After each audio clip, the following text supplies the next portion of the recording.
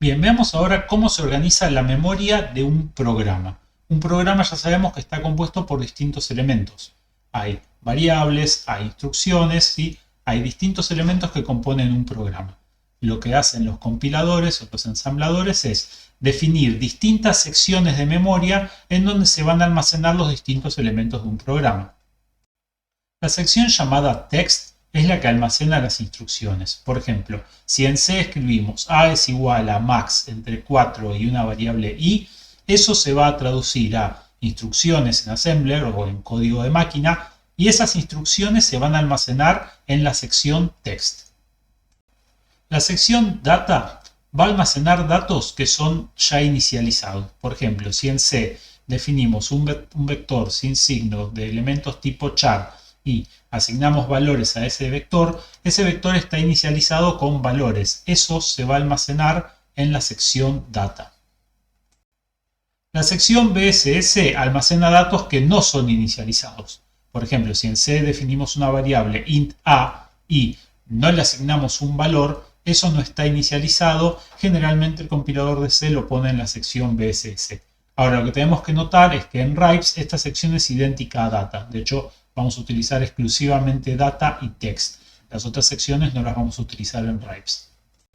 Los programas también soportan un acceso a una memoria tipo pila, una memoria tipo stack, para almacenar datos temporales y recuperarlos en el orden en el que fueron ingresando en el stack. Por ejemplo, si en C llamamos a una función y le pasamos 3 argumentos, esos argumentos en una PC x86 se pasan por el stack. Se deposita primero el 1, después el 2, después el 3, y cuando la función se ejecuta va a recuperar en orden inverso 3, 2, 1 los valores que se le pasaron a la función del stack. Por último, el resto del espacio de la organización de memoria de un programa es el heap, y este es el espacio que se utiliza para acceder a la memoria dinámica. Por ejemplo, cuando llamamos a malloc para, en tiempo de ejecución, definir cuál es el tamaño de memoria que necesitamos. Veamos en RISC-V y en RIPES cómo trabajar con registros y valores inmediatos. Bien, con el set de instrucciones en la mano vamos a seguir un par de ejemplos. El primer ejemplo es escribir una instrucción que cargue el valor decimal 128, esto en hexadecimal es 0x80, en el registro temporal 0, al cual nos podemos referir como T0 o X5. Veamos que lo primero que hacemos es definimos que vamos a escribir instrucciones, así que ponemos .text para indicar que todo lo que viene a continuación son instrucciones. Esto va a ser la forma en la cual vamos a empezar casi todos los programas que solamente contengan instrucciones. A continuación tenemos una única instrucción que resuelve este ejemplo. ADI es una instrucción que suma, donde uno de los operandos es inmediato, así que ahí vamos a escribir el 128 como segundo operando. El primer operando va a ser el registro X0 y el resultado lo vamos a almacenar en T sub 0. Recordemos que el registro X0 siempre vale 0, así que si hacemos X0 más 128 vamos a obtener 128. El resultado se va a depositar en el registro X5 o T0. Veamos cómo es el formato de ADI, que es de tipo I. Este formato soporta inmediatos de 12 bits que son signados, así que el rango de constantes que podemos utilizar con ADI o con cualquier instrucción de tipo I va a ser desde menos 2048 hasta 2047. Vemos que si tuviésemos que escribir nosotros a mano el código de máquina, el formato de instrucciones tipo I va a comenzar con un código de operaciones, que es este que estamos recuadrando acá.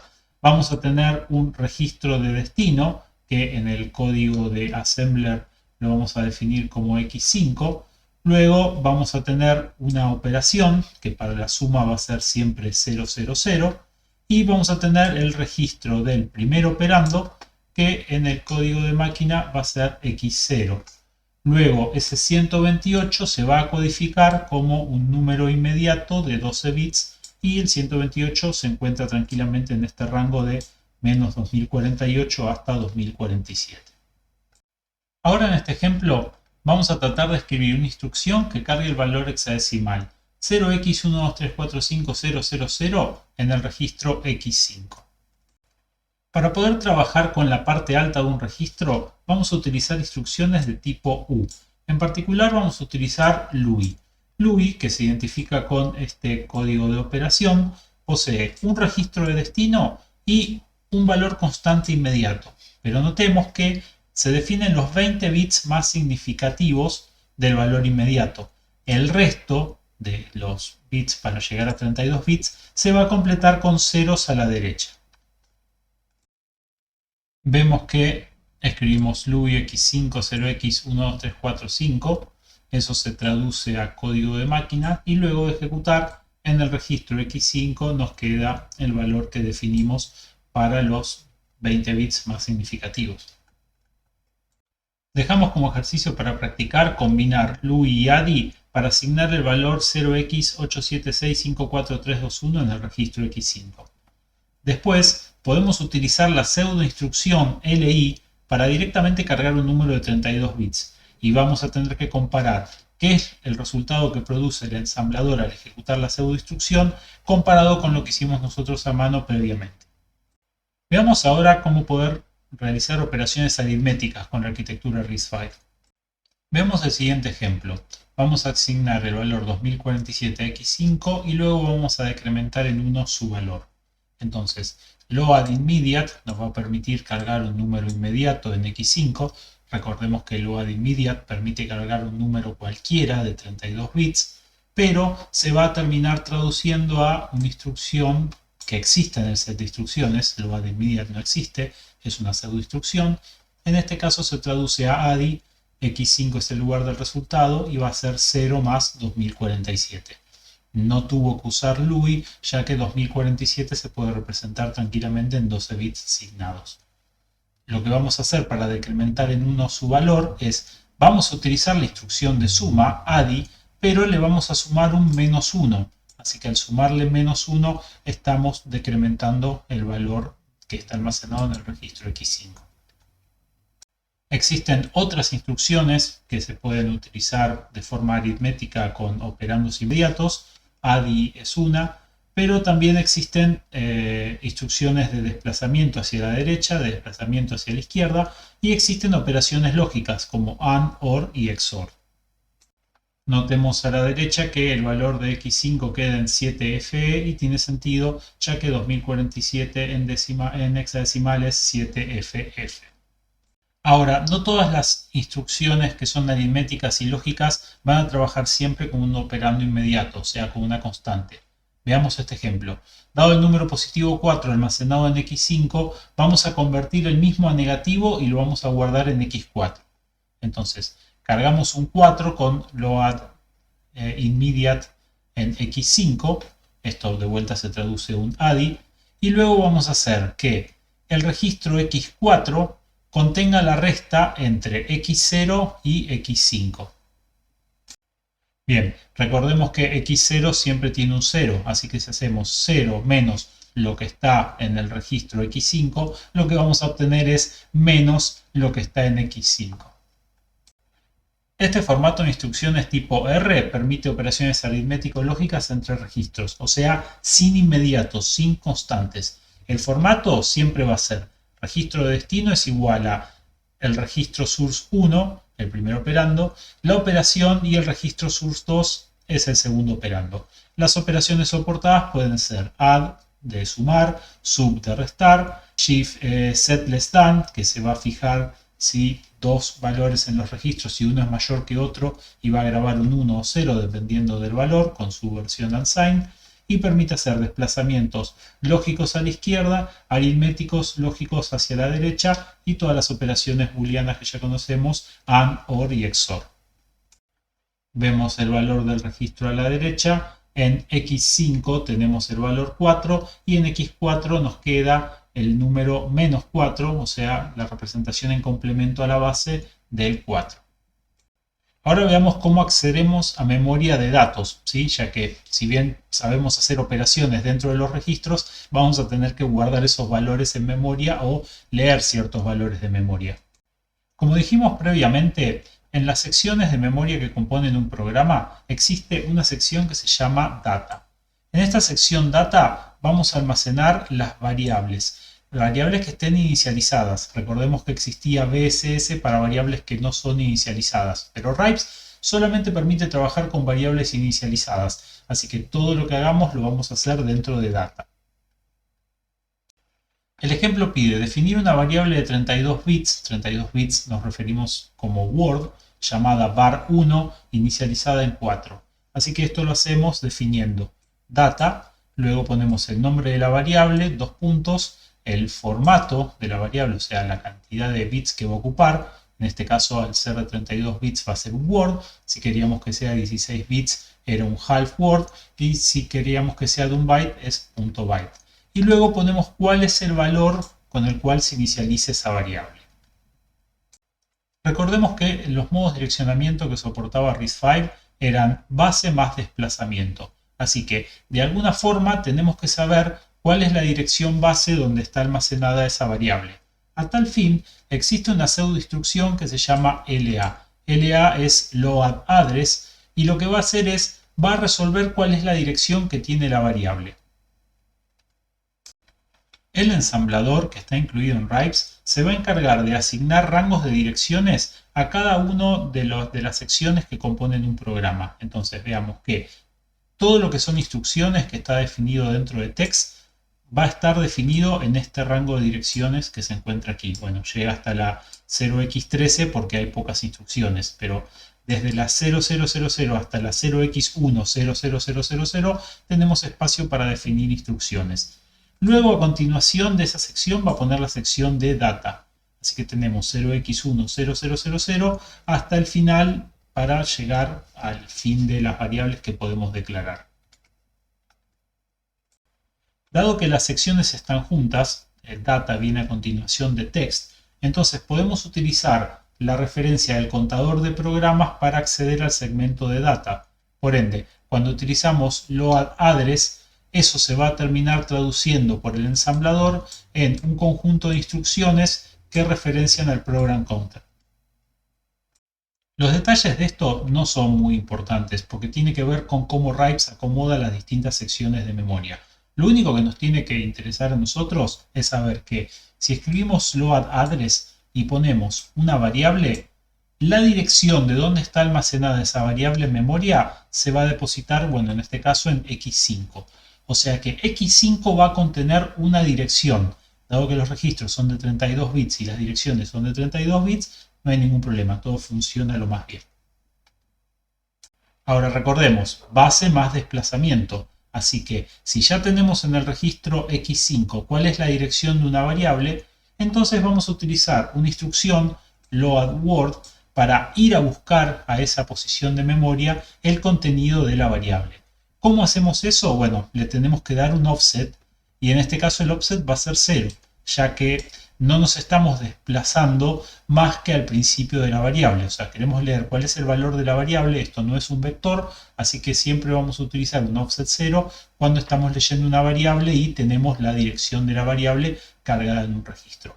¿Cómo lo hacemos? Bueno, entre paréntesis vamos a poner cuál es el registro que tiene la dirección de la variable, seguido del offset, y vamos a poner cuál es el registro de destino. O sea, cuando se lea el valor de memoria apuntado por la dirección accesible por el registro X5, el contenido de esa dirección de memoria se va a depositar en X6 en este caso. Luego en el ejemplo, una vez que tenemos en X6 el valor leído de la variable, que bueno, ya sabemos que es 4 porque está hardcodeado en el ejemplo, vamos a sumarle 1 al registro X6 y luego lo que podemos hacer es llamar a la instrucción store word, o sea, almacenar una palabra en memoria, que vamos a apuntar con la misma dirección que ya teníamos cargada en X5 con el mismo offset, pero el contenido que se va a escribir en esa dirección de memoria va a provenir de X6. Así que leímos en X6 cuál es el valor de la variable, lo incrementamos en 1 y después lo volvemos a guardar en la variable que está almacenada en la memoria de datos. Luego de ejecutar el store, vamos a ver que en RIPES podemos acceder a la memoria, podemos ver cada posición de memoria y vamos a ver que el contenido de la misma pasó a ser 5. Queda como ejemplo trabajar con un programa muy similar, pero utilizando las instrucciones loadByte, que en vez de ir a buscar una palabra entera a memoria de 32 bits, solamente van a traer un byte de memoria. Y su versión sin signo LBU, Load Byte Unsigned. Es muy común que en memoria no trabajemos solamente con variables, sino que trabajemos con vectores, ¿sí? Con grupos de datos agrupados dentro de un vector. Por ejemplo, definimos un vector y una variable índice, y vamos a tratar de acceder al elemento apuntado por el índice y que ese elemento se almacene en x4.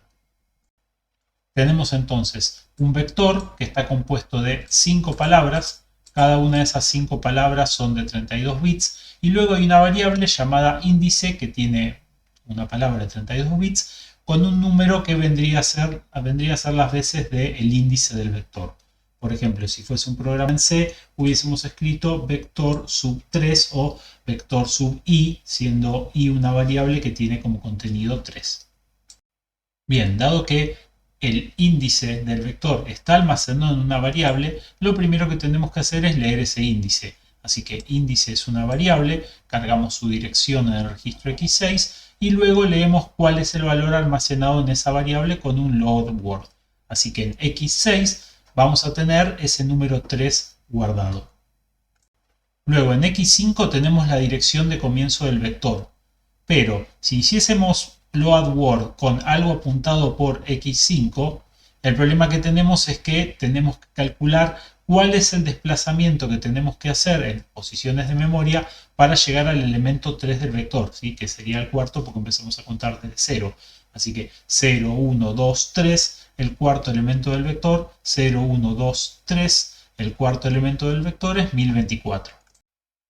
Bien, si queremos acceder al cuarto elemento, lo que tenemos que hacer es tenemos que multiplicar 3 por 4, porque recordemos que cada posición de memoria, al ser una computadora que direcciona el byte, consume 4 direcciones, 4 bytes. Así que si queremos acceder al elemento sub 3, que es el cuarto, vamos a tener que multiplicar 3 por 4. Ahora, no tenemos instrucciones para multiplicar en RISC-V. Sin embargo, tenemos instrucciones que desplazan a izquierda o a derecha. Así que hacemos un desplazamiento hacia la izquierda de un valor inmediato de 2, o sea, corremos la coma hacia la derecha 2 veces, que es lo mismo que decir, desplazamos el número hacia la izquierda 2 veces. La primera vez multiplica por 2, la segunda vez multiplica por 4.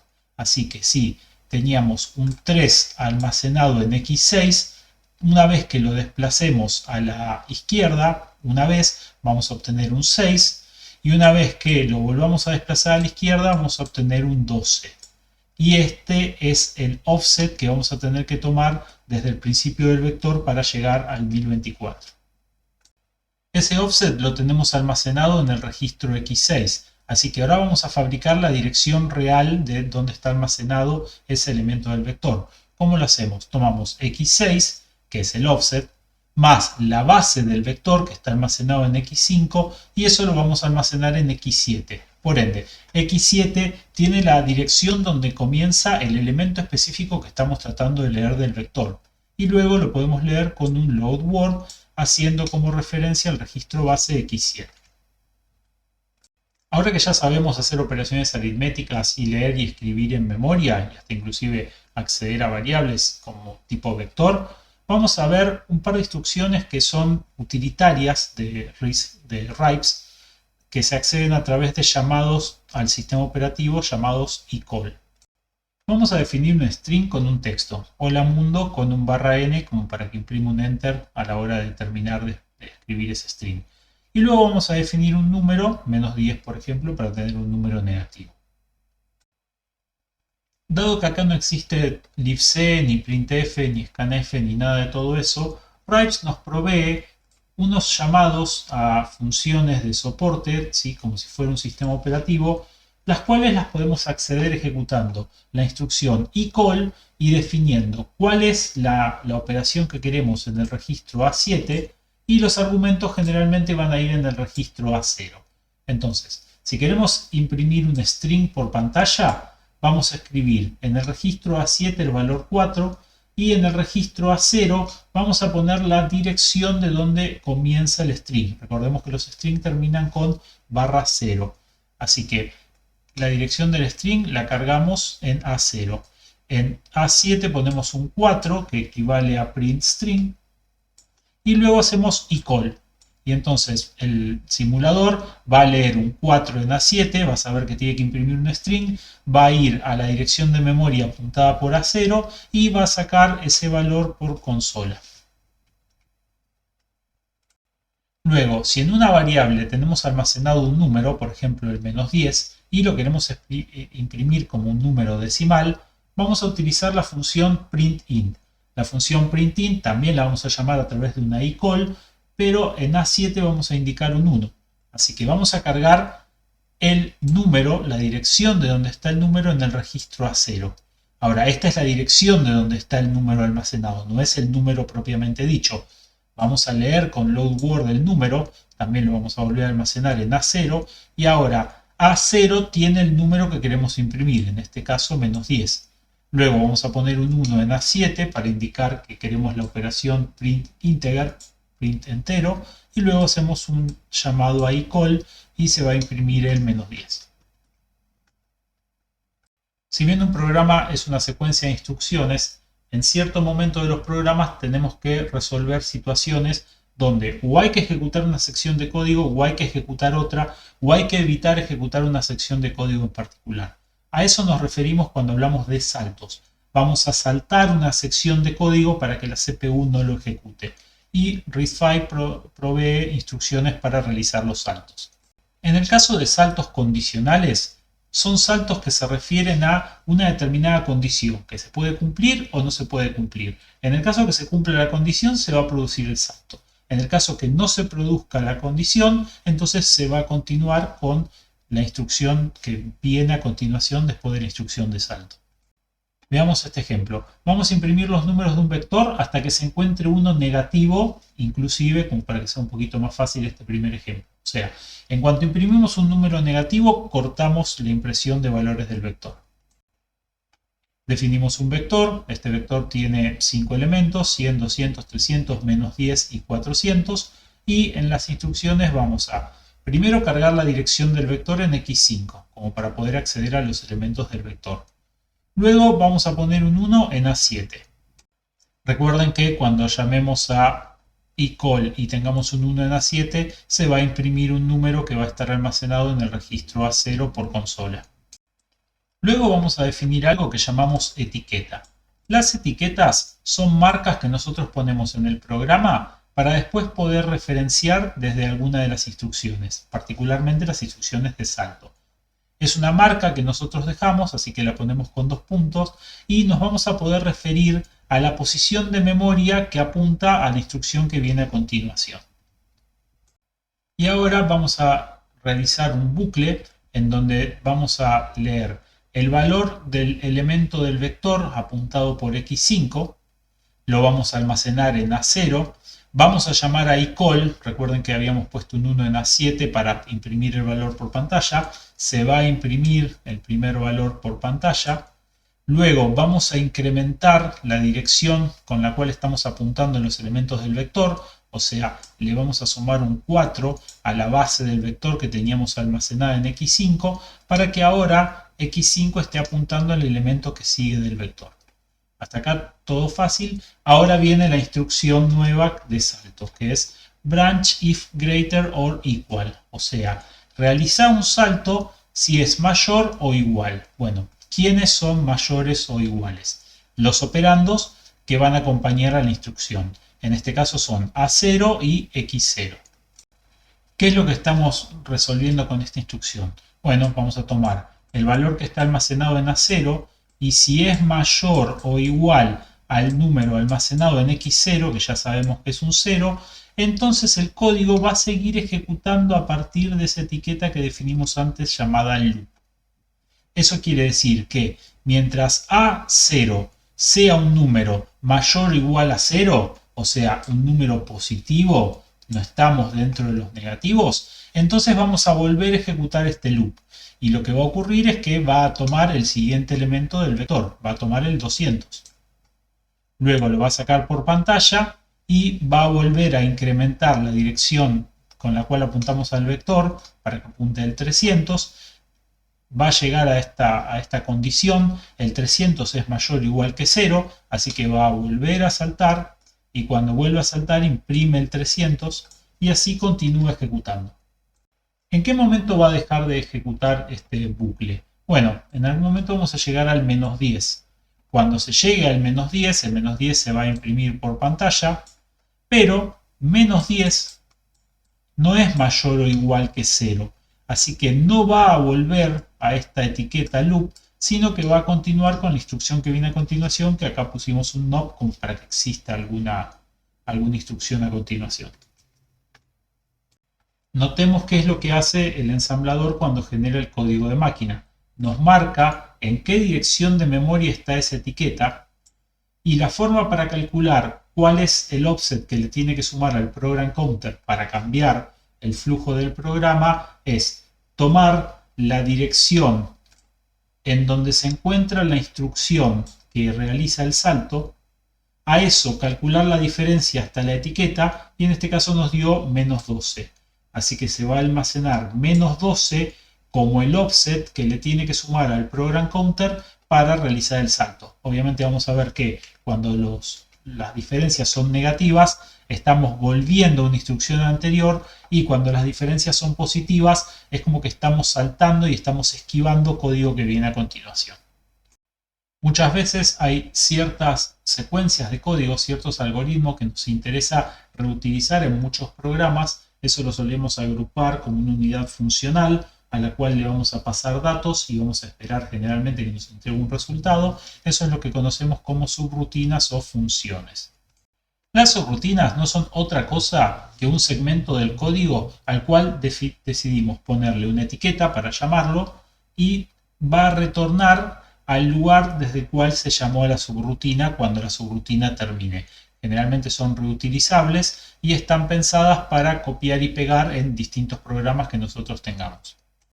Veamos un ejemplo. Escribamos una subrutina llamada min que reciba los números en el registro A0 y A1, reciba dos números y devuelva en el registro A0 cuál es el menor de los números que recibió en A0 y A1. Cargamos, por ejemplo, el valor 100 en A0 y el valor 50 en A1 y todavía no sabemos cómo funciona la subrutina, pero si nosotros queremos hacer desde nuestro loop principal, desde nuestro main, queremos llamar una subrutina, vamos a utilizar una instrucción que se llama JAL.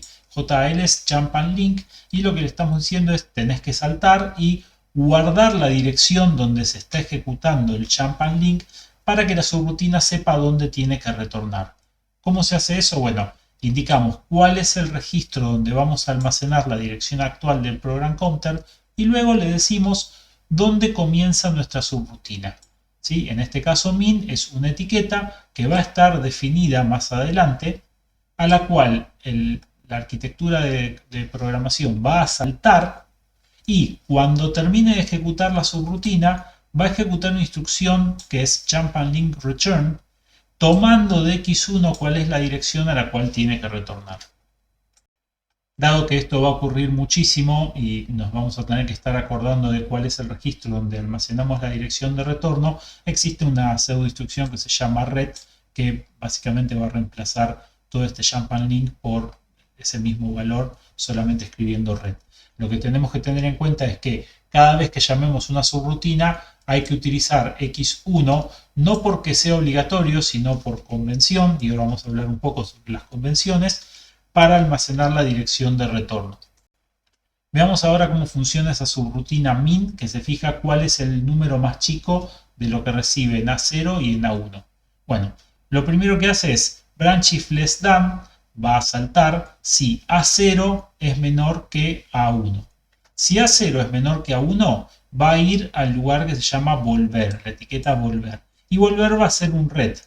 ¿Y eso por qué ocurre? Y porque si yo mando valores por A0 y A1, vamos a suponer que en A0 mando un 2 y en A1 mando un 3, y yo ya tengo que devolver en A0 el menor de esos dos, bueno, el menor de esos dos es 2. Así que en realidad no tengo que hacer nada, ya retorno luego de hacer la comparación entre 2 y 3 y en A0 quedó el 2 que es el menor de los valores. Ahora, ¿qué hubiese pasado si la situación era al revés? Si yo tenía un 3 y tenía un 2 en A1. Bueno, lo lo que hubiese pasado es que no se hubiese producido este salto condicional branch and link, branch if less than, y se hubiese ejecutado la instrucción que está a continuación, que es un ADI. ¿Qué hace ese ADI? Bueno, toma el contenido del registro A1, le suma 0 y lo deposita en A0. O sea, básicamente está moviendo el contenido de A1 a A0 y luego va a hacer el read. Así que con estas tres instrucciones que están acá, podemos definir cuál es el menor de dos valores que se pasan por A0 y por A1. Y luego, para que este programa termine y no siga ejecutando lo que está a continuación, hacemos un bucle infinito como si fuese un while 1, donde se salta si es igual x0, x0, siempre va a ser una condición verdadera, y se va a quedar dando vueltas acá en fin. Ahora que ya conocemos el concepto de subrutinas, tenemos que tener en claro que cuando se escribe una subrutina, muy probablemente eso va a ser código que pueden llegar a utilizar otras personas, ¿sí? Que le vamos a brindar a terceros para que utilicen nuestro código. Un ejemplo, si se conoce cómo funciona printf, printf no lo estamos definiendo nosotros, lo escribieron los autores del libc y nosotros sabemos cómo llamarlo y cómo utilizarlo. Bueno, la gente que escribió printf tiene que haber definido una convención de cómo le vamos a pasar los valores a printf. Todas esas convenciones son como acuerdos o como contratos que se firma entre quién va a usar una subrutina y quién escribe la subrutina para ponerse de acuerdo en cómo se van a recibir los argumentos y cómo la subrutina va a entregar un resultado. A todo eso se lo conoce como calling convention, ¿sí? Convención de llamada. RISC-V define en su arquitectura este calling convention que tenemos que utilizar. De vuelta, esto es como un acuerdo o es como un contrato. No hay nada que nos fuerce a utilizar el calling convention que define RISC-V, pero obviamente nos va a convenir utilizarlo si es que vamos a tratar que nuestro código sea compatible con terceros o utilizar el código de terceros para nuestro beneficio. En el caso particular de RISC-V se definen los registros desde A0 hasta A7, o sea, A0, A1, A2 hasta A7, para pasar argumentos a la subrutina. O sea, si tenemos que pasarle valores a la subrutina, como vimos el ejemplo de mínimo que utilizaba A0 y A1, bueno, desde A0 hasta A7 tenemos 8 registros para pasar argumentos. ¿Qué pasa si tenemos que pasar más argumentos? Bueno, va a haber que usar el stack, no queda otra. Ahora, si la subrutina retorna un resultado, va a utilizar A0. Y si ese resultado es de un tamaño mayor al que A0 puede almacenar, por ejemplo, tiene más de 32 bits, entonces también puede utilizar A1. A0 y A1 se utilizan para recibir resultados de una subrutina. Ahora, considerando que una subrutina va a utilizar los registros de propósito general para resolver lo que sea que tenga que resolver, si nosotros llamamos a una subrutina, lo que puede llegar a pasar es que si tenemos valores almacenados en los registros, se van a modificar y cuando la subrutina retorne, si teníamos valores importantes ahí almacenados, los vamos a perder. Así que es necesario definir qué es lo que ocurre con los registros cuando hacemos un llamado a una subrutina. Por suerte, RISC-V define que quien llama a la subrutina, o sea, en inglés es el caller, tiene que almacenar previamente los contenidos del registro de address, return address, RA, los registros temporales desde T0 hasta T6, o sea, todos los temporales, y los registros para pasar argumentos desde A0 hasta A7. Esos son responsabilidad, se tiene que encargar de grabarlos en memoria quien va a llamar a la subrutina. O sea, la subrutina puede tranquilamente modificar los valores de esos registros, que es responsabilidad de quien llama a la subrutina hacerse una copia previa porque sabe que se pueden destruir. Ahora, el stack pointer y los registros desde S0 hasta S12, ese viene de save justamente por esto, son respaldados por la subrutina propiamente dicha, o sea, call-e, o sea, la subrutina llamada. Eso quiere decir que si llamamos a una subrutina y teníamos valores almacenados de S0 hasta S11, esos valores tienen que seguir siendo los mismos cuando retorne la subrutina. Si la subrutina necesita utilizar esos registros para cualquier cosa, antes previamente tiene que guardar los valores con la cual llamamos a la subrutina y los tiene que restaurar antes de retornar. Ese es el calling convention que tenemos en RISC-V. Hay algunos registros que suelen ser utilizados por los compiladores para referencias a memoria y que solamente son modificados por el compilador cuando carga un programa. Esos son el GP y el TP, ¿sí? El Global Pointer y el Thread Pointer. Esos registros no se define nada en el calling convention porque generalmente los programadores no los usan únicamente los compiladores, entonces queda libre albedrío de lo que quieran hacer los compiladores a la hora del calling convention. Y obviamente el registro 0 no tiene nadie definido para guardarlo porque siempre va a valer 0.